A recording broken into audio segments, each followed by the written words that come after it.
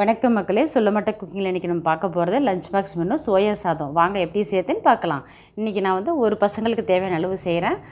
ஒரு வெங்காயம், ஒரு தக்காளி, 2 பச்சை மிளகாய், சோயா வந்து சுடுதண்ணியில் போட்டு தேவையான அளவு எடுத்து வச்சுக்கோங்க. குக்கரில் எண்ணெய் ஊற்றிக்கோங்க. 1 டீஸ்பூன் நெய் ஆட் பண்ணிக்கோங்க. ஒரு பசங்களுக்குன்னும்போது 1 டீஸ்பூன் போதும். அதுக்கப்புறம் நம்ம கட் பண்ணி வச்சு வெங்காயமும் தக்காளியும் ரெண்டையும் தனித்தனியாக அரைச்சிக்கணும்.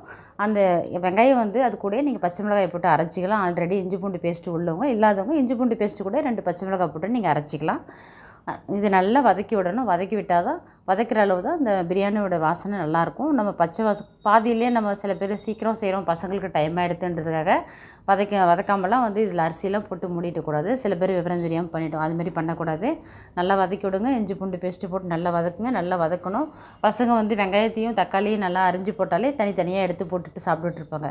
நீங்கள் இந்த மாதிரி நல்லா அரைச்சி போடும்போது எதையும் எடுத்து போட மாட்டாங்க, அப்படியே சாப்பிட்ருவாங்க. பசங்களுக்கு ஹெல்த்தியானது, உடம்புக்கும் நல்லது. இது சோயாவுமே நல்லது உடம்புக்கு. நீங்கள் நல்லா இதுமாதிரி செஞ்சு கொடுங்க, கண்டிப்பாக பசங்க சாப்பிடுவாங்க. நம்ம அரைச்சி வச்ச தக்காளியும் ஆட் பண்ணிடணும். ஆட் பண்ணிவிட்டு நல்லா வதக்கி விடுங்க. தக்காளி வாசனை போகிற வரையும். தக்காளி பெரிய தக்காளி தேவையில்லை, இதுக்கு சின்ன தக்காளியே போடுங்க.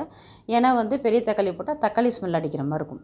2 டீஸ்பூன் தயிர் ஆட் பண்ணிக்கோங்க. கம்பல்சரி தயிர் ஆட் பண்ணணும். நீங்கள் தயிர் இல்லாதவங்க நீங்கள் 1 கப் தேங்காய் பால் ஆட் பண்ணலாம். 1 கப் ரைஸ் போடுறீங்கன்னா 2 கப்பு தண்ணி ஊற்றுவீங்களா, அதுக்கு பதில் 1 கப்பு தேங்காய் பால் 1 கப்பு தண்ணி ஊற்றிக்கலாம்.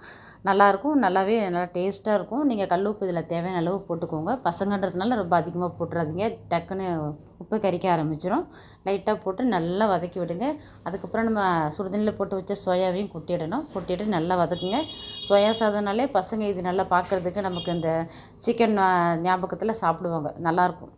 என்ன டெய்லி என்ன ரெமெடி செய்யணுன்னே தெரியலன்னு நினைப்போம். ஆனால் நீங்கள் இந்தமாதிரி செஞ்சு கொடுத்து பாருங்கள், பசங்க விரும்பி சாப்பிடுவாங்க. நல்லாவும் இருக்கும். நல்லா வதக்கி விட்டுருங்க. அதுக்கப்புறம் வந்து கொத்தமல்லி, நான் வந்து வதக்கக்குள்ளேயே கொத்தமல்லி போட்டுருவேன். காரமிளகாத்தூள் வந்து இதில் காரம் பத்தலைன்றதுனால நான் கொஞ்சம் போடுறேன். நீங்கள் வந்து வாயில் டேஸ்ட் பண்ணி பார்த்துட்டு நீங்கள் போடுங்க. காரம் சாப்பிட்ற பசங்களாக இருந்தால் கொஞ்சம் வரமிளகாத்தூள் இதுமாரி போடுங்க. சாப்பிடாத பசங்களாக இருந்தால் இந்த பச்சை மிளகாயோட நிறுத்திக்கோங்க.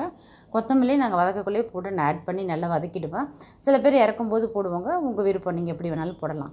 1 கப் பிரியாணி ரைஸ் நான் கழுவி வச்சுருந்தேன், அதை போட்டிருக்கேன். ஆனால் நீங்கள் கம்பல்சரி பிரியாணி ரைஸ் இல்லை சீரக சம்பா அரிசி, இது 2 தான் போடணும். வீட்டில் நம்ம சாதம் வடிக்கிற அரிசி இருக்கலாம், அது போடக்கூடாது. அது போட்டால் அந்தளவு டேஸ்ட்டு கொடுக்காது. இது போட்டால் தான் பசங்க விரும்பி சாப்பிடுவாங்க பிரியாணி மாதிரி. இது நான் 1 கப் போட்டதுனால 2 கப் தண்ணி ஊற்றுறேன். 2 கப் தண்ணி ஊற்றிட்டு உப்பு நான் ஆல்ரெடி ஏற்கனவே போட்டதில் காரம் உங்களுக்கு வந்து தேவைன்னா நீங்கள் இந்தமாதிரி தண்ணி ஆட் பண்ணிவிட்டு வாயில் வச்சு பாருங்கள். காரம் பத்தலைன்னா அப்போ நீங்கள் வரமிளகாத்தூள் போடுங்க. எனக்கு வந்து தெரியும், நான் எப்பயுமே செஞ்சு பழகிருக்கேன்ல, அதனால் வந்து நான் பத்தலைன்ட்டு லைட்டாக நான் வரமிளகாத்தூள் ஆட் பண்ணேன். இதுதான் வந்து நம்ம லஞ்ச் பாக்ஸ் மெனு. இதுக்கு வந்து நீங்கள் தொட்டுக்க வத்தல், அப்பளம், வடகம் எது வேணாலும் செய்யலாம். பிடிச்சிருந்தால் லைக் பண்ணுங்கள், கமெண்ட் பண்ணுங்கள், சப்ஸ்கிரைப் பண்ணுங்கள்.